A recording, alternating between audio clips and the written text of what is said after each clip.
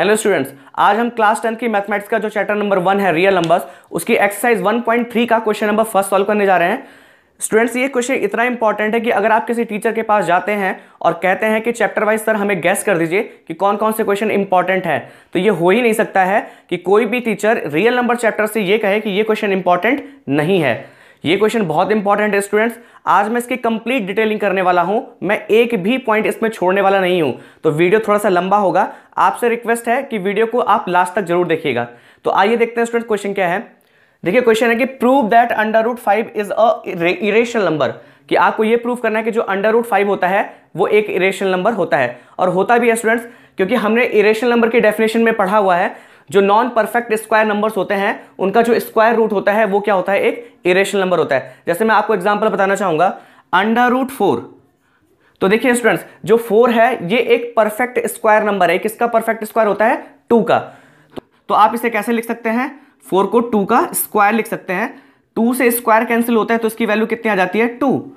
2 एक whole number है और सारे होल नंबर क्या होते हैं? आपके रेशनल नंबर होते हैं, ये आपको पता है। तो इसका मतलब ये हुआ कि √ जो 4 है वो क्या है, एक रेशनल नंबर है।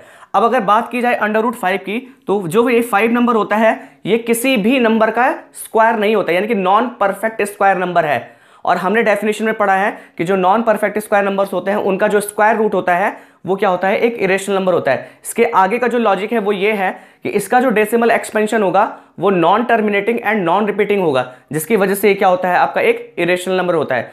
तो ये तो डेफिनेशन के हिसाब से हुआ स्टूडेंट्स, लेकिन हमें यहां पर प्रूव करना है कि √5 जो है वो एक इरेशनल नंबर होता है। तो आइए देखते हैं स्टूडेंट्स ये कैसे प्रूव होगा। तो देखिए स्टूडेंट्स, इसका प्रूफ होगा, आप सपोज कर लीजिए, देखिए आपको ये प्रूव करना है कि √5 क्या है, एक इरेशनल नंबर है। तो हम इसका एक कंट्रेरी रिजल्ट लेते हैं, एक उल्टा रिजल्ट लेके मान के चलते हैं कि हम ये मान के चलते हैं कि √5 क्या होता है, एक रेशनल नंबर होता है। लेकिन लास्ट में होगा क्या कि जो मेरी सपोजिशन है, मेरी सपोजिशन ये है कि √5 को मैंने एक रेशनल नंबर माना है। लास्ट में कुछ ऐसी कंडीशंस आएंगी कि जो मेरी सपोजिशन होगी वो रॉन्ग हो जाएगी। इसका मतलब ये होगा कि जो हमारी सपोजिशन थी कि हमने √5 को एक रेशनल नंबर माना था वो गलत थी। तो इसका मतलब ये क्या होगा कि आपका √5 क्या होगा, आपका रेशनल नंबर नहीं होगा, क्या होगा, इरेशनल नंबर होगा। तो देखिए स्टूडेंट्स, इसका प्रूफ होगा, if possible let √5 is a rational number, कि हमने क्या मान लिया कि जो √5 है वो क्या है, एक रेशनल नंबर है। अब देखिए स्टूडेंट्स कि रेशनल नंबर की डेफिनेशन से आप जानते हैं कि किसी भी रेशनल नंबर को आप P/Q की फॉर्म में रिप्रेजेंट कर सकते हैं। तो उसके अकॉर्डिंग क्या हुआ, तो यहां पर आप लिखेंगे then we can write √5 in the form of P/Q where Q is not equal to 0। देखिए यही आपने डेफिनेशन पढ़ी है कि if A number can be represented in the form of P/Q where PQ are integers and Q is not equal to 0, then such types of number are known as rational number। तो हमने यही कहा कि अगर √5 को अगर हमने rational number माना है तो √5 को हम किस फॉर्म में लिख सकते हैं, P/Q की फॉर्म में लिख सकते हैं। और जहां पर आपका Q is not equal to 0 होता है, और साथ में क्या होता है कि P और Q जो होते हैं वो बिलोंग करते हैं किसको, इंटीजर को बिलोंग करते हैं। तो देखिए स्टूडेंट्स, यहां पे दो केसेस अराइज होंगे। पहला केस होगा, केस फर्स्ट होगा आपका कि if P and Q have one common factor other than 1। देखिए स्टूडेंट्स क्या है कि अगर आप √5 को P/Q फॉर्म में आप सपोज करते हैं कि √5 को आप P/Q की फॉर्म में रिप्रेजेंट कर सकते हैं, तो यहां पर मैंने दो केसेस बनाए। पहले केस के अकॉर्डिंग क्या है कि देखिए स्टूडेंट्स, डेफिनेशन से P और Q इंटीजर होते हैं। तो अगर P और Q क्या हो आपके, कि ये ऐसे नंबर हो कि P और Q का कम से कम एक फैक्टर ऐसा हो जो किससे डिफर हो, 1 से। देखिए सपोज करिए कि अगर यहां पर P के प्लेस में 2 है और Q के प्लेस में 4 है, तो अगर आप 2 को फैक्टराइज करेंगे तो 2 के जो फैक्टर्स होते हैं वो होते हैं 1 and 2, और जो 4 के फैक्टर्स होते हैं वो क्या होते हैं, 1, 2 and 2। तो आपने देखा यहां पर कि 2 और 4 का जो फैक्टर है, एक अदर फैक्टर वो है 2 जो 1 के अलावा कॉमन है। यहां पर लिखा हुआ है ना कि if P and Q have one common factor other than 1, तो यहां पर 2 और 4 का एक फैक्टर 2 है जो क्या है, कॉमन भी है, और किसके अदर है, 1 के अदर है। तो अगर ये सिचुएशन हो तो उसमें क्या करेंगे हम लोग, देखिए कि हमने क्या कहा कि if P and Q have one common factor other than 1, तो हम क्या कहते हैं कि then we divide P and Q by that common factor. तो हम क्या करेंगे कि P अपॉन Q को, P और Q का 1 के अलावा जो कॉमन फैक्टर है उस कॉमन फैक्टर से हम P और Q को क्या करेंगे, डिवाइड कर देंगे। अब अगर आप P और Q को उस कॉमन फैक्टर से डिवाइड करेंगे, सपोज करिए कि वो कॉमन फैक्टर क्या था, 2, तो हम क्या करेंगे 2 को और 4 को उस कॉमन फैक्टर 2 से डिवाइड करेंगे। तो जब हम 2 को डिवाइड करेंगे तो ये 1 आ जाएगा, और 4 को डिवाइड करेंगे तो कितना आ जाएगा, 2। यानी कि अब आपके पास एक दूसरा नंबर मिल चुका है, जो आपकी सपोजिशन थी उसके अलावा एक दूसरा नंबर आपको मिल चुका है। तो अब क्या होगा, देखिए स्टूडेंट्स कि जब आपने P और Q को उस कॉमन फैक्टर से डिवाइड किया तो आप लिखेंगे कि नाउ वी हैव, अब हमारे पास क्या हो जाएगा कि जो √5 होगा वो किस फॉर्म में आ जाएगा, हम सपोज कर लेते हैं कि अब वो किस फॉर्म में आ गया, A अपॉन B के फॉर्म में आ गया। देखिए अभी हमने P अपॉन Q फॉर्म में सपोज किया था, फिर हमने कहा कि P और Q का 1 के अलावा कोई कॉमन फैक्टर है, तो वो उस कॉमन फैक्टर से हमने P को भी डिवाइड कर दिया और Q को भी डिवाइड कर दिया। तो अब P अपॉन Q तो नहीं रहा आपके पास, अब आपके पास एक नया नंबर आएगा, उस नए नंबर को हमने क्या कह दिया, A अपॉन B। यहां भी देखिए 2 और 4 क्या था, जैसे यहां पर 1 कॉमन फैक्टर था अदर देन 1, तो हमने 2 से इसको डिवाइड किया और 2 से इसको डिवाइड किया, तो इसके अलावा हमें एक दूसरा नंबर मिल गया। अब देखिए स्टूडेंट्स कि √5 क्या हो गया आपका, A अपॉन B नए फॉर्म में आ गया। अब ये जो नया फॉर्म आया है जिसमें A और B नंबर है, ये आपके प्योरली को प्राइम नंबर्स होंगे। क्यों? क्योंकि A और B का अब कोई कॉमन फैक्टर 1 के अलावा नहीं होगा। जैसे यहां पर देखिए 1 और 2 का 1 के अलावा कोई कॉमन फैक्टर नहीं है, और यहां पर आप लिख देंगे where A and B are coprime numbers. ये आपके क्या होंगे, को प्राइम नंबर्स होंगे। को प्राइम नंबर्स की डेफिनेशन के अकॉर्डिंग वो नंबर को प्राइम नंबर होते हैं जिनका 1 के अलावा कोई कॉमन फैक्टर न हो। अब देखिए स्टूडेंट्स हम क्या करते हैं कि इसके अपॉन में आप 1 सपोज कर लीजिए और इनकी क्रॉस मल्टीप्लिकेशन कर दीजिए। तो जब आप क्रॉस मल्टीप्लिकेशन करेंगे तो यहाँ पे देखिए 1 की मल्टीप्लाई A से होगी तो ये A हो जाएगा, और √5 की B से मल्टीप्लाई होगा तो ये हो जाएगा √5B। अब क्या करते हैं कि इसे मतलब यहाँ से अंडर हटाने के लिए हम क्या करते हैं, दोनों साइड स्क्वायर कर देते हैं। तो हम लिखेंगे कि स्क्वायरिंग इन बोथ साइड, कि दोनों साइड हमने क्या कर दिया, स्क्वायर कर दिया। तो जब आप दोनों साइड स्क्वायर करेंगे तो यहाँ से आ जाएगा आपका A² = 5, क्योंकि √5 का स्क्वायर 5 होता है, और यहाँ पर क्या हो जाएगा आपका B²। अब मेरी बात को आप ध्यान से समझिए स्टूडेंट्स, आप इसे इस टाइप से भी लिख सकते हैं कि A² = 5 × B²। अब इस लाइन को आप समझिए, इस लाइन को आप ढंग से समझिए। देखिए क्या होता है स्टूडेंट्स कि अगर कोई नंबर है आपके पास 6, तो जब आप 6 को फैक्टराइज करते हैं तो इसके फैक्टर आते हैं 2 × 3। तो इसका मतलब क्या होता है कि 6 को फैक्टराइज करने पे अगर 2 × 3 आया है तो इसका मतलब होता है कि 2 भी 6 का फैक्टर है और 3 भी 6 का फैक्टर है, क्योंकि 2 भी 6 को डिवाइड करता है और 3 भी 6 को डिवाइड करता है। अब यहां पर क्या हुआ देखिए कि A² = कितना है, 5 × B², यानी कि जो A² के फैक्टर हैं वो कौन कौन है आपके, 5 भी इसका फैक्टर है और B² भी इसका फैक्टर है। तो ये इस बात को इंप्लाइज करेगा, ये क्या इंप्लाइज करेगा कि 5 is a factor of A²। अब देखिए स्टूडेंट्स कि 5 अगर A² का फैक्टर है तो इसका मतलब होगा कि 5 डिवाइड्स, कि 5 क्या करेगा आपका, 5 डिवाइड्स A², कि 5 A को A² को डिवाइड करेगा। मैंने बताया भी कि अगर 2 6 का फैक्टर है तो 2 क्या करता है, 6 को कंप्लीटली डिवाइड करता है ना। तो उसी टाइप से अगर 5 A² का फैक्टर है तो 5 क्या करेगा, आपको A² को कंप्लीटली डिवाइड करेगा। फिर आपने एक रूल पढ़ा है कि अगर कोई भी प्राइम नंबर हो वो किसी नंबर के स्क्वायर को डिवाइड करता है तो इसका मतलब होता है कि 5 विल ऑल्सो डिवाइड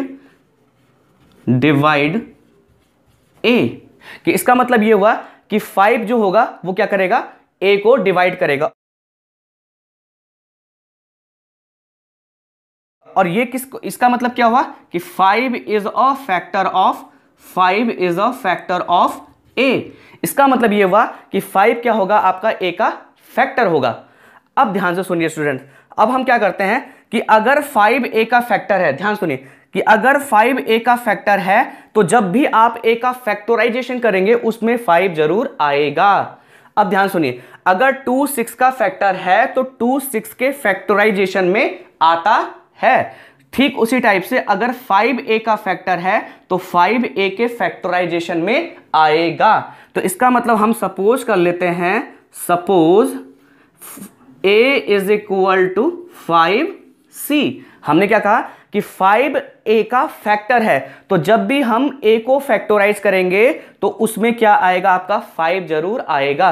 तो हमने कहा कि a इज इक्वल टू, हमने क्या सपोज कर लिया 5c, और यहां दिख भी रहा है कि a के फैक्टर्स में एक फैक्टर क्या है, आपका 5 है। अब c कुछ भी हो सकता है, शायद 1 हो या मतलब कुछ कोई भी नंबर हो सकता है, लेकिन ये कंफर्म है कि जो 5 होगा वो a के फैक्टर्स में जरूर इन्वॉल्व होगा। अब आप ये क्या क्या करेंगे कि put the value of a is equal to 5c in, आप इसे क्या करिए, इक्वेशन नंबर फर्स्ट सपोज कर लीजिए, इन इक्वेशन फर्स्ट, कि हम a is equal to 5c की वैल्यू यहां पर इक्वेशन नंबर फर्स्ट में पुट कर देते हैं। तो देखिए जब आप यहां पर क्या करेंगे, ये देखिए a की वैल्यू 5c यहां पर पुट करेंगे, तो हमने ये कर दिया यहां पर पुट, तो ये हो जाएगा आपका 5c का whole square is equal to 5b square, ये हो जाएगा आपका 5b स्क्वायर। जब आप इसका स्क्वायर करेंगे तो आ जाएगा 25c square is equal to 5b square. आप इसे सिंप्लीफाई करेंगे स्टूडेंट्स, तो देखिए 5 से 25 कैंसिल होगा क्योंकि इसके डिनोमिनेटर में आएगा, तो 5 से जब 25 कैंसिल होगा तो ये हो जाएगा 5c square is equal to b square. अब देखिए स्टूडेंट्स, इसका मतलब ये हुआ कि 5c square is equal to b square आने का मतलब ये हुआ कि यहां पर क्या हो रहा है कि जो 5 है वो b स्क्वायर को डिवाइड कर रहा है, क्योंकि देखिए फिर उसी वही डेफिनेशन आ रही है, बार बार रिपीट हो रही है कि b square is equal to 5c square आया है, तो इसका मतलब ये हुआ कि 5 जो है वो b स्क्वायर का एक फैक्टर है। अब ये इंप्लाइज करेगा कि 5 is a factor of b square. अब ये इंप्लाइज करेगा कि 5 विल डिवाइड बी स्क्वायर, कि अगर 5 एक बी स्क्वायर का फैक्टर है तो 5 क्या करेगा, बी स्क्वायर को डिवाइड करेगा यहां से। अब इसका मतलब ये हुआ स्टूडेंट कि अगर 5 बी स्क्वायर को डिवाइड करता है तो ये इंप्लाइज करेगा 5 will also divide b square, sorry b, कि 5 जो होगा वो b को भी डिवाइड करेगा। बाय द डेफिनेशन कि कोई भी प्राइम नंबर अगर किसी नंबर के स्क्वायर को डिवाइड करता है तो वो जो प्राइम नंबर होता है खुद उस नंबर को भी डिवाइड करता है। अब इसका मतलब ये होगा स्टूडेंट कि 5 is a factor of b, कि 5 जो है वो b का फैक्टर है। अब आपको क्या करना है स्टूडेंट कि इस वाली लाइन को और इस वाली लाइन को गौर से देखना है। इन दोनों लाइंस को आप गौर से देखिए। यहां से आपको क्या पता चल रहा है कि 5 is a factor of a, कि जो 5 है वो a का भी फैक्टर है, and 5 is a factor of b, यानी कि 5 जो है वो b का भी फैक्टर है। लेकिन आपकी सपोजिशन में क्या हुआ था कि आपने यहां पर सपोज किया था कि √5 is equal to a upon b, और आपने कहा था कि where a and b are coprime numbers, कि a और b जो है वो को प्राइम नंबर्स हैं। अब को प्राइम नंबर्स का मतलब ये होता है कि a b का जो फैक्टर होंगे, a b के जो फैक्टर होगा वो केवल 1 होगा, 1 के अलावा कोई कॉमन फैक्टर नहीं होगा, क्योंकि a और b कैसे नंबर हैं, को प्राइम नंबर हैं, तो 1 के अलावा इनका कोई कॉमन फैक्टर नहीं होगा। लेकिन जब हमने इसको सॉल्व किया तो हमने देखा कि 1 के अलावा a का भी और b का भी एक कॉमन फैक्टर आ रहा है। वो कौन आ रहा है, 5 आ रहा है। इसका मतलब ये हुआ कि जो हमारी सपोजिशन है वो रॉन्ग है। This all happens because of our wrong supposition. और हमारी रॉन्ग सपोजिशन क्या है कि हमने स्टार्टिंग में ही ये सपोज कर लिया था कि √5 क्या है, रेशनल नंबर है। इसका मतलब हमारी सपोजिशन रॉन्ग है कि √5 रेशनल नंबर होगा, बल्कि क्या होगा, वो एक इरेशनल नंबर होगा। अब आप कहेंगे स्टूडेंट्स कि सर आपने केस नंबर फर्स्ट तो डिस्कस किया, केस नंबर सेकंड क्या होगा? तो केस नंबर सेकंड ये होगा स्टूडेंट, केस नंबर सेकंड, देखिए स्टूडेंट केस नंबर सेकंड क्या होगा, if P and Q if P and Q have no common factor other than 1। तो देखिए स्टूडेंट्स, जो हमारा केस फर्स्ट था उसमें हमने ये कहा था कि if P and Q have one common factor other than 1, कि अगर P और Q का 1 के अलावा एक और कॉमन फैक्टर हो। और हमने एग्जांपल दिया था कि अगर P, ये जो PQ है वो इस फॉर्म में हो 2 और 4, तो यहां पर क्या था, 1 के अलावा एक और कॉमन फैक्टर कितना था, 2। तो यहां दो पॉसिबिलिटीज हैं। एक पॉसिबिलिटी तो हमने पहले ही डिस्कस कर लिया है, और दूसरी पॉसिबिलिटी ये हो सकती है कि अगर P और Q का 1 के अलावा कोई कॉमन फैक्टर न हो, यानी कि P और Q ऑलरेडी इस फॉर्म में हो, 1/2 फॉर्म में हो, यानी कि यहां पर क्या है कि देखिए 1 और 2 का केवल एक ही कॉमन फैक्टर है, कितना है, 1 है। तो अगर P और Q इस फॉर्म में होगा तो यहां से जो √5 की वैल्यू होगी, √5 की वैल्यू कितनी हो जाएगी, P/Q। क्योंकि देखिए हमने कहा था कि √5 को हम किस फॉर्म में रिप्रेजेंट कर सकते हैं, P/Q की फॉर्म में। फिर P और Q के 1 कॉमन फैक्टर हुआ, फिर कॉमन फैक्टर से हमने डिवाइड किया, तो जो नया फॉर्म आया वो क्या आया, A और B। और हमने कहा कि A और B क्या है, आपके को प्राइम नंबर्स हैं। अब देखिए स्टूडेंट्स कि जब P और Q का कोई कॉमन फैक्टर नहीं होगा अदर देन 1, यानी कि ये जो P और Q है वो अपनी सिंपलेस्ट फॉर्म में है। और सिंपलेस्ट फॉर्म में होने का मतलब ये है कि यहां पर जो P और Q होंगे वो क्या होंगे, P एंड Q ये क्या होंगे, आपके को प्राइम नंबर होंगे, को प्राइम नंबर होंगे। जैसे यहां पर A और B को प्राइम नंबर थे, तो यहां पर को प्राइम नंबर कौन होंगे, P और Q। तो अब हमें क्या करना है कि जब P और Q अपने सिंपलेस्ट फॉर्म में है तो हम इसे कन्वर्ट नहीं करेंगे, कर भी नहीं सकते हैं सिंपलेस्ट फॉर्म में। तो बस आपको करना क्या है कि यहां पर इसके अपॉन में 1 सपोज करना है, जैसे यहां पर इसके अपॉन में 1 सपोज किया था, फिर क्रॉस मल्टीप्लीकेशन करना है, पूरा इसी तरह से सॉल्व करना है आपको। बस यहां पर क्या आ जाएगा आपका कि 5 is a factor of A, क्योंकि यहां पर A था, तो अब क्या आ जाएगा, 5 is a factor of P। और यहां पर जब आप आगे सॉल्व करेंगे तो यहां पर क्या आ जाएगा, 5 is a factor of B, यहां पर था, तो अब क्या आ जाएगा, B के प्लेस में क्या है आपके पास यहां पर Q, तो 5 is a factor of Q। देखिए स्टूडेंट्स, एनसीईआरटी की बुक में यही चीज की हुई है कि वहां पर ऑलरेडी क्वेश्चन के स्टार्टिंग में सपोज करके चला है कि P अप जो Q है वो अपनी सिंपलेस्ट फॉर्म में, यानी कि को प्राइम नंबर्स है। तो उसने दो केसेस नहीं बनाए। यहां पर देखिए ये केस भी तो अराइज हो सकता है, दोनों केस तो अराइज हो सकते हैं ना, कि अगर P और Q आपके क्या हो, को प्राइम नंबर हो या ना हो। तो हमने क्या किया कि दोनों केसेस को यहां पर डिस्कस कर लिया है।